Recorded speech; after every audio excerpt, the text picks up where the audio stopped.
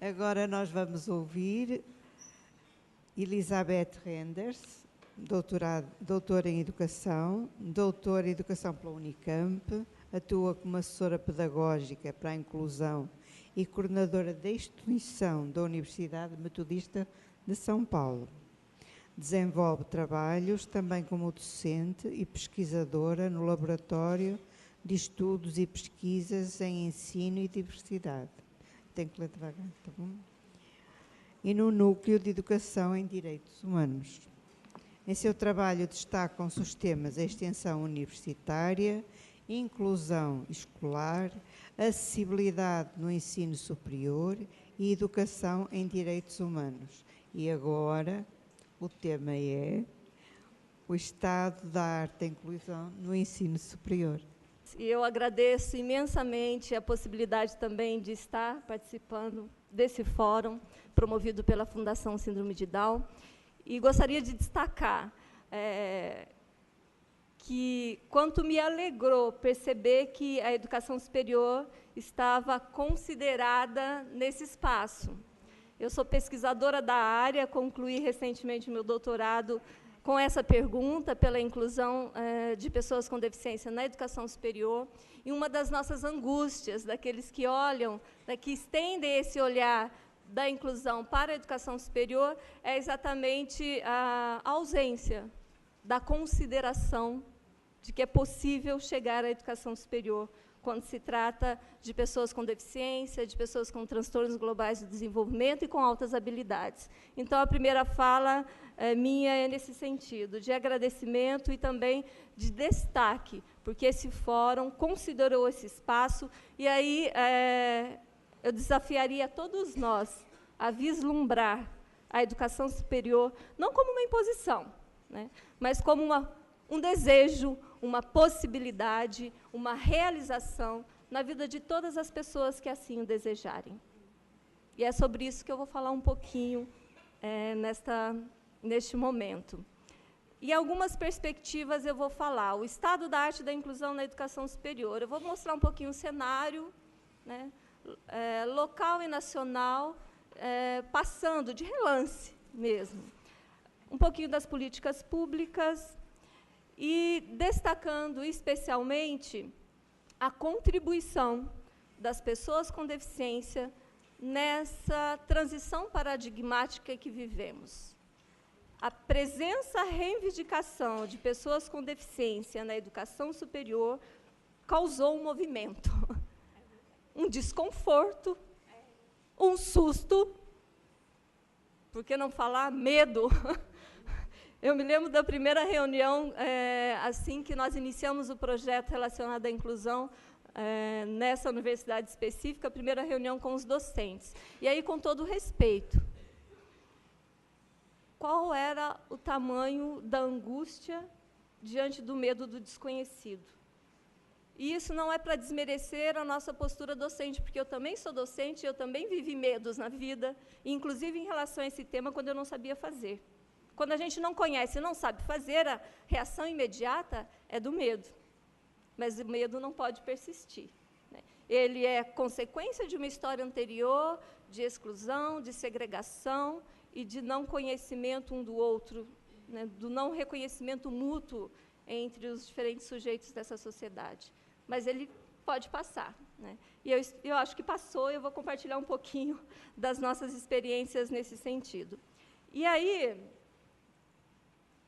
primeiro, vamos para a política. É sempre importante. A Martinha falou de uma maneira brilhante a respeito das políticas de inclusão no Brasil. E é importante, então, dar uma visibilidade às principais políticas, e especialmente destacando que elas consideram a inclusão desde a educação infantil até a educação superior. Olhar amplo, né? Vamos olhar adiante. Na perspectiva da Constituição, quando se fala de igualdade de acesso e permanência, então, em todos esses níveis, inclusive a educação superior. Depois, nós temos também a LDB, importante, destacando o tema da inclusão. Agora, especificamente, o instrumento de exigibilidade para as condições de acesso na educação superior é a Portaria 3284 de 2003. extremamente relevante. Aí o meu desafio é que vocês depois pesquisem e a conheçam. Como toda legislação, a lei não dá conta da vida, e não dá conta de toda a complexidade do cotidiano. Então, há limites nessa portaria, especialmente porque ela acaba trabalhando com 4 áreas, e muito da perspectiva da pessoa com deficiência visual, da pessoa com deficiência auditiva, da pessoa com deficiência física, e, inclusive, usa o termo da pessoa com deficiência mental. Né? Agora, isso é um avanço.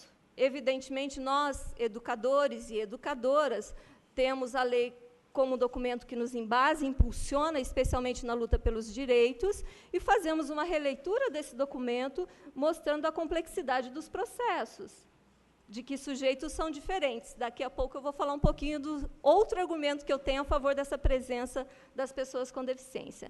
Quando se trata de um processo recente, né, e aí o destaque para o decreto de acessibilidade de 2004, uma diferença lá na portaria, nas condições de acessibilidade, para qualquer sistema, inclusive a educação superior, é que a acessibilidade física tem que estar pronta. Ela não carece da solicitação do estudante. O espaço tem que ser acessível. Agora, também é dramático para quem vive isso no cotidiano. Nós apresentamos algumas fotos aqui no início. Vocês viram que tinha reforma lá, num prédio construído na década de 60, 70. Como tornar esse espaço acessível? Tem que quebrar, tem que fazer de novo. E, às vezes, não faz do jeito que a gente queria. Coloca o elevador, tem que ser na lateral do prédio, aí ele é lá no final do corredor, está bem escondidinho. Mas é um primeiro passo quando se quer quebrar barreira para construir uma coisa nova. Então, a acessibilidade é direito. Para um alvará de funcionamento de um espaço de educação, é preciso que haja as condições de acessibilidade. É direito também todas as outras condições de acessibilidade, mas a portaria prevê a indicação por parte do sujeito da sua necessidade. Então, essa solicitação do apoio educacional especializado, eu acho que isso é interessante no sentido da manifestação, de dizer, eu estou aqui. Não me viram, mas eu estou aqui. Né? E eu careço desses recursos de acessibilidade. Não é uma questão assistencialista. É uma questão, como o espaço não é uma cultura nova, a gente tem que construir dizendo, estamos aqui. O decreto de Libras é também bastante conhecido. Na universidade, há claramente também a necessidade da interpretação em Libras, daqui a pouco eu vou falar isso. O decreto 6571 de 2008 e o 7611 de 2011 tratam do atendimento educacional especializado da educação infantil à educação superior. Quando se trata de educação superior, há que ter um núcleo de acessibilidade no espaço de educação superior. Isso hoje está previsto na legislação e é exigência. Nesse sentido, como o Ministério da Educação avalia esse espaço educacional de educação superior e como ele olha para os cursos, para a autorização desses cursos. É um processo que eu tenho acompanhado de perto e é maravilhoso. É maravilhoso porque, quando nós criamos o projeto em 2005, era mais ou menos assim, os alunos chegaram, estão aqui, o que a gente faz? Alguém tem que cuidar disso. Aí me contrataram. Eu fiquei feliz da vida, é claro, não vou reclamar. Todavia, ainda era algo muito pontual, alguém cuida disso.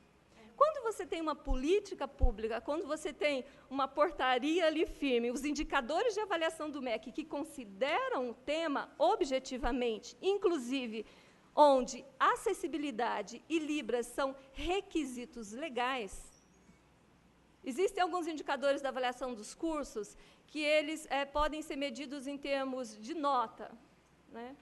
Acho que é de 0 a 5, não é a minha especialidade, depois vocês me corrijam. Mas você, então, tem aí é gradativo, tem um grau para avaliar. Quando se trata de acessibilidade Libras, é requisito legal. Se você não tem as condições de acessibilidade, o curso não é reconhecido ou não é autorizado. E se você não tem a presença da Libras como disciplina obrigatória na formação dos professores na área da saúde, no curso de fonoaudiologia, isso também não autoriza aquele curso, não reconhece aquele curso. Ainda você precisa ter a disciplina de Libras como optativa, que são aquelas que o aluno de qualquer curso deseja fazer, que atende às diferenças. E aí é importante lembrar que a questão étnico-racial também deve estar presente nesse movimento inclusivo na educação superior, né? E aí eles medem. Onde que está o optativo? O aluno pode escolher? Isso tem sido feito com primor. Aí eu preciso testemunhar, né, Martinha? Tem sido feito com primor. Os avaliadores têm olhado com cuidado. E aí, voltando àquela coisa do que era para ser pontual, agora eu sou chamada, nesse momento eu estou num outro momento da carreira, mas eu passei a ser chamada para as reuniões na reitoria, para as reuniões com os professores, para as reuniões na construção de projetos pedagógicos. Por quê? Porque o tema está na pauta, é relevante. Então, essa visão eu acho que é importante. Ser estado da arte de construção, é importante mostrar a importância dos indicadores do MEC e as políticas que são mais amplas, é claro. E aí, passando bem rápido, eu trouxe, inclusive, uma cola de alguns documentos que a gente precisa preencher. Aqui, no caso do censo de 2012, percebam aí que se considera, então, o conceito acessibilidade ao tratar do curso dentro da IES, que é a Instituição de Educação Superior, e, no caso do estudante, considera-se, pergunta-se, no mínimo, se ele tem uma deficiência ou não. O foco aqui não está na deficiência, o foco está aqui na diferença do sujeito, na visibilidade, e para exigir direitos. E para construir um mapeamento, que acho que ele é importante na perspectiva de vislumbrar como está esse momento. Do cadastro discente no CESUP, também no Censo de Educação Superior, vejam aí que aparece o aluno, se tem deficiência, transtorno global do desenvolvimento ou outras habilidades. Também na tentativa do mapeamento, depois o tipo de deficiência ou transtorno, ou a questão, as outras características, aí vem uma lista enorme que vocês podem perceber. Pessoas não cabem em códigos e nem em categorias. É preciso afirmar isso. Todavia, quando se trata de gestão de um sistema educacional, quando se trata da exigência burocrática de alguns processos, é preciso dar visibilidade, né? E especialmente na perspectiva desse mapeamento nacional de como a gente está crescendo em termos de inclusão. Por isso, é importante destacar que o MEC está, sim, cobrando das instituições. Eu trouxe aí alguns números, como eu disse, do pontual ao nacional. A minha pesquisa específica foi de 2005 a 2010 em uma instituição, buscando olhando num recorte. Hoje, no Brasil, pelo último censo de 2010, há cerca de 24% de pessoas com deficiência no país, né?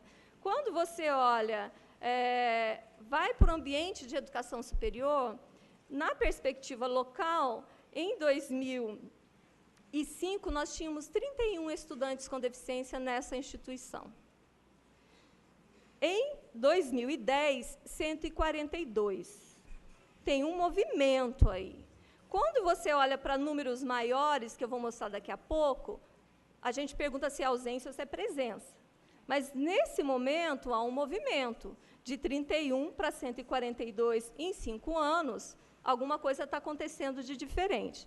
Quando você olha para o censo educacional, de forma geral, a gente tem, de 2003 a 2005, a elevação do número de 5.000, cerca de 5.000, para cerca de 12.000 estudantes com deficiência na educação superior. Também indica um movimento importante, né? E agora eu trouxe alguns números rápidos. A presença desde 2005 nessa instituição específica. Vejam, então, como é crescente a chegada. Aqui a gente está falando de alunos que chegam, alunos com deficiência chegando. Agora, é importante parar para pensar de uma forma crítica. No universo de 22.000 estudantes de uma universidade, você ter 142, vamos no máximo, né? 142 estudantes, é 0,000, né? É presença ou é ausência? É presença porque são pessoas, mas são uma ausência. 74% de pessoas com deficiência na educação básica, a gente acabou de ouvir. É preciso perguntar, quando é que as coisas vão começar a mudar na educação superior? Hoje nós temos duas modalidades importantes quando se fala de educação superior. A modalidade presencial, tradicional, que todos nós conhecemos, mas a possibilidade da educação à distância. No presencial, o movimento de 2005 a 2010, na perspectiva do ingresso, não do acúmulo, né, está aí apresentado como a gente colocou. Agora, vejo, no universo de 10 mil alunos, no último ano, 8 alunos ingressando na educação superior. O ingresso na EAD, agora educação à distância. Olha o movimento na educação à distância desde 2007, nessa instituição específica. De 1 a 18 em 2010, nos 2 últimos anos, foram cerca de 30 pessoas em cada ano. A educação à distância, ela rompe barreiras também. Ela tem levado a educação a lugares no Brasil onde nunca era possível fazer uma faculdade. Esse é um aspecto. Para pessoas com deficiência, ela resolve um problema básico, que é do ir e vir, com a dificuldade de locomoção nos espaços cheios de barreiras. Então, elas estão chegando a um movimento das pessoas com deficiência na EAD. Agora eu vou para a pergunta pela contribuição das pessoas com deficiência, que eu acho fundamental. Há um movimento, tem um barulho, tem um desconforto. E o que está acontecendo? Acho que 2 perguntas, então, são possíveis. O que emerge, o que tem sido esvaziado ou desperdiçado com o advento da presença, a reivindicação da pessoa com deficiência na educação superior? O que está acontecendo lá? E, segundo, qual seria a contribuição do movimento das diferenças, a partir desse público, para uma epistemologia emergente? E aí, olhando um pouquinho para essa questão da presença, contribuição e reivindicação. As rotas mudaram na universidade. A gente faz outros caminhos. No mínimo, a gente percebeu que pessoas diferentes fazem caminhos diferentes, né? Desde os caminhos físicos aos caminhos pedagógicos, né? Então, o conceito acessibilidade chegou. E aí é um movimento muito interessante, porque o conceito vem da sociedade, não nasceu na universidade. Que é a ampliação também do nosso olhar, do que seria o conhecimento científico, do que seria o conhecimento de senso comum, né? E de qual seria a possível mistura das áreas. A acessibilidade não era um conceito que estava presente na área da educação. Chegou, e chegou com as pessoas, né? Ao mesmo tempo, quando você olha para cursos que tratam dessas áreas de arquitetura, engenharia, ainda é muito pouco dito sobre acessibilidade na formação dos arquitetos, dos engenheiros civis. Quando, na construção dessas rotas acessíveis, de derrubar tudo e reconstruir, foi possível perceber o desconhecimento desses profissionais a respeito do processo inclusivo e dessa mudança de cultura. Coisas básicas como, de novo, educação, sociedade, cobrando. Nós recebemos visita do Ministério Público. Foi feita uma visita para medir as condições de acessibilidade, vistoria na universidade inteira, e eu andei para todos os lados com o técnico que veio. Gente, quando nós fomos medir, o técnico não, ele tinha todo o conhecimento da área, mas nós descobrimos coisas absurdas. Nós pedimos o projeto para os profissionais, adaptação, construção de acessibilidade, aí você chegava no banheiro, foi vergonhoso. Você chegava lá nos sanitários para ver as condições de acessibilidade, estava feito errado. Mesmo com todas as normas da NBR 90-50. Oi? Me ajuda aí que fugiu o número. 90-50, né? Que tem tudo marcadinho, até com desenho. Na finalização, estava feito errado.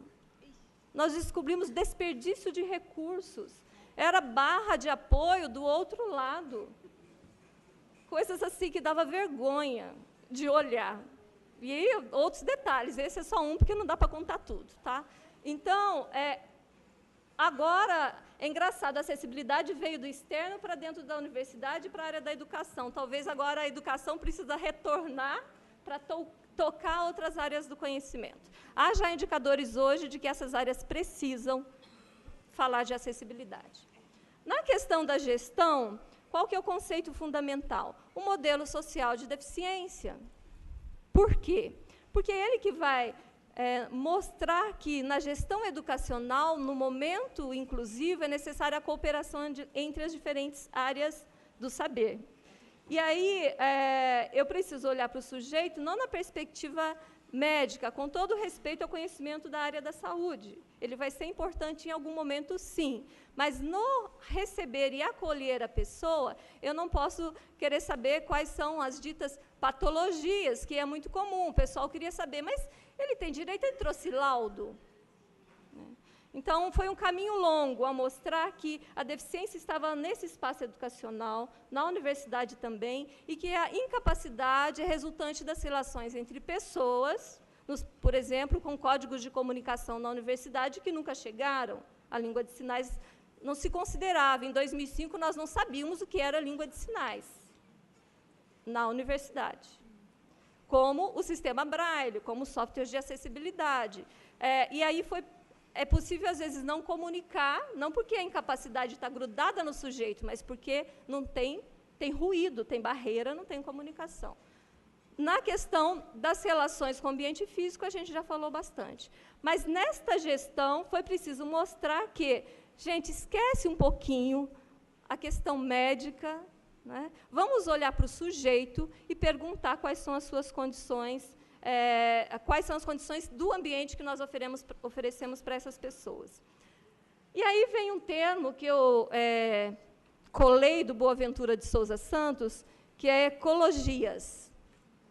Um modelo segregador, excludente ou segregador da educação, na verdade, trabalhava com monocultura. Né? Quando se trata de áreas do saber, era a monocultura do saber científico. Tratando-se de educação inclusiva, a gente precisou romper um pouquinho isso, porque, como já disse, a acessibilidade veio de fora, língua de sinais veio de fora, a universidade não sabia, quem ensinou foram as famílias dos surdos. Família, literalmente, era pai, mãe, irmão, que chegou na universidade e ensinou para a gente, né? Inclusive depois tornando-se professor. Então, essas coisas se rompem. A monocultura de um saber científico necessariamente se rompe com a presença e reivindicação da pessoa com deficiência na universidade. Pela presença da diferença, esse movimento aconteceu. Há outras monoculturas também, de um jeito só de ler, de um jeito só de falar, né? De um jeito só de organizar o seu tempo. Então, a presença, a reivindicação exigiu que se repensasse e trouxesse conceitos diferentes para essa área. Agora, eu vou mostrar um pouquinho das rotas. Agora, nós temos algumas imagens aqui, Martinha, que eu fiz questão de trazer, porque é importante dar visibilidade a esse cotidiano.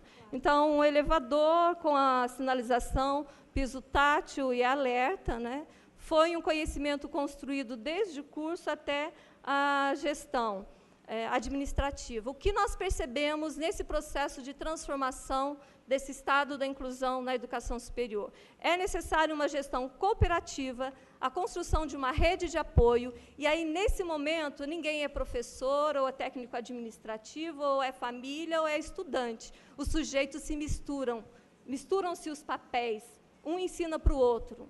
Né? E, especialmente, que é algo que eu acho sensacional, o acadêmico e o administrativo precisaram conversar. O modelo que a gente tem trabalhado é o seguinte: cada área é responsável pelas condições de acesso, da gestão das condições de acesso também. Então, por exemplo, tem uma biblioteca digital.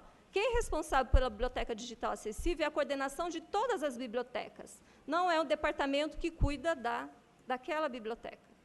É novo conceito para todo mundo. A gestão das condições físicas também é do departamento técnico, mas tem que conversar com aquele que está chegando, porque há também adaptação de móveis, em alguns casos. Nem sempre só o desenho das regras, das normas de acessibilidade atendem, o aluno precisa de algo diferente, né?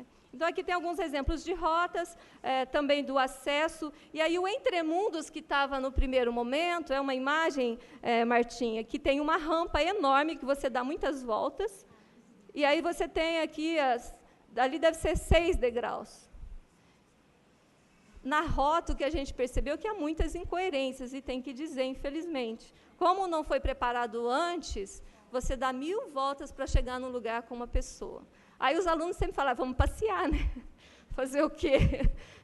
Para fazer o uso do acesso pela rampa, mesmo eliminando barreiras, muitas vezes isso é um grande contorno. O programa de difusão de Libras também é algo fundamental em qualquer instituição hoje, e em 2 perspectivas. No ensino da Libras e no ensino em Libras ou com o profissional intérprete de Libras.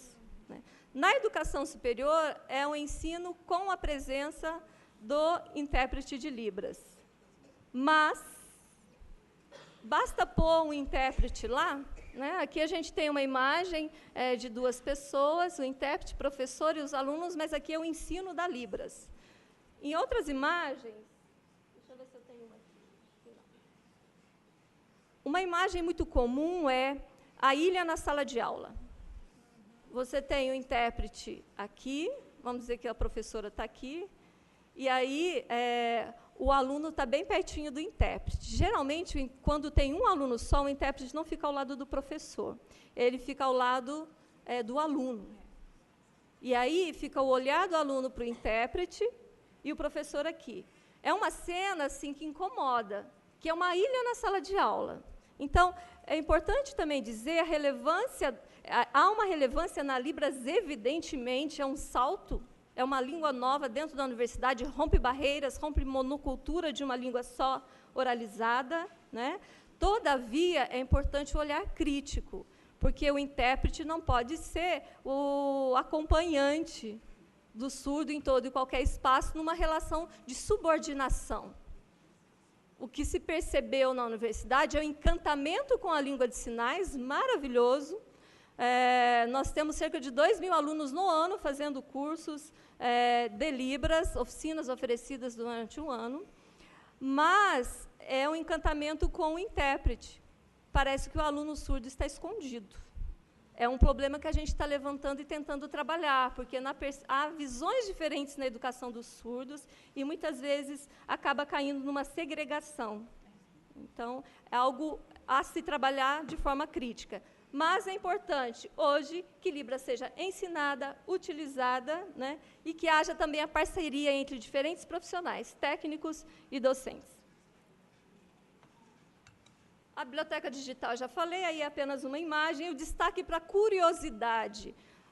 O espaço é misturado, não tem um lugar que é só para a pessoa que tem deficiência visual. A imagem aqui, Martinha, da biblioteca digital, da biblioteca geral, com espaço, com os computadores, com softwares, e diferentes alunos estudando. Há um grupo onde um aluno cego está trabalhando, o grupo que está do outro lado está olhando curioso o que está acontecendo. É perceptível que todo mundo se vira para ver o que está acontecendo ali. É uma curiosidade legal, porque, peraí, agora eles estão aqui, como é que se lê, como é que se trabalha um texto na biblioteca, na educação superior? É uma coisa nova acontecendo.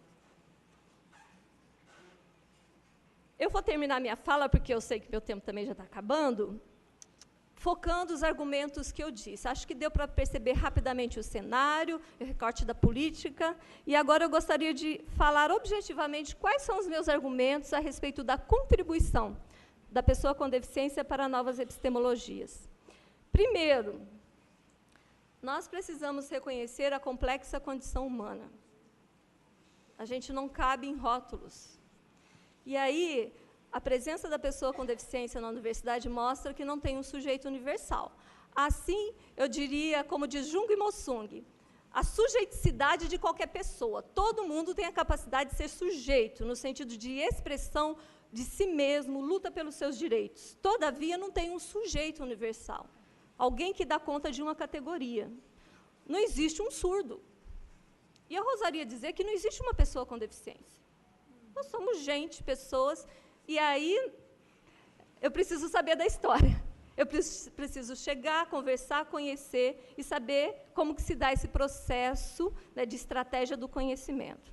Então, acho que rompe o primeiro fato. Não tem um ser universal. Se eu falar para você, vai chegar um estudante surdo lá na sua sala, não estou dizendo nada para o professor. Então, não reclamem quando dizem, mas ninguém me contou.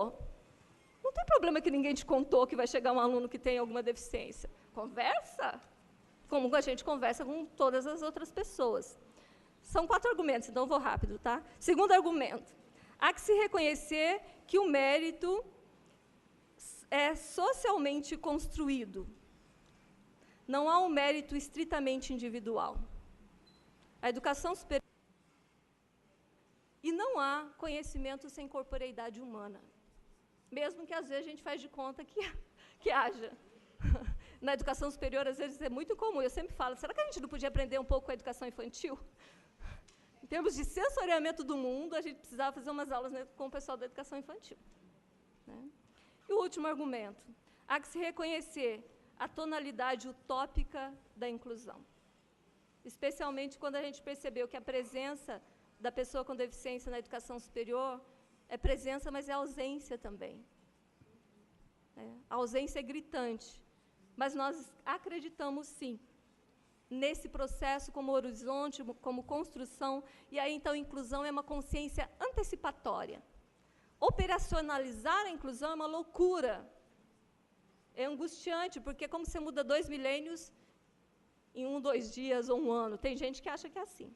Né? Mas é consciência antecipatória. E, nesse sentido, é um passo de cada vez. O lugar não existe, mas eu vou fazer, eu penso que ele pode existir. E eu vou dar minha contribuição passo a passo. E, nesse sentido, que nós contamos todos uns com os outros para construirmos uma educação superior inclusiva. Muito obrigada.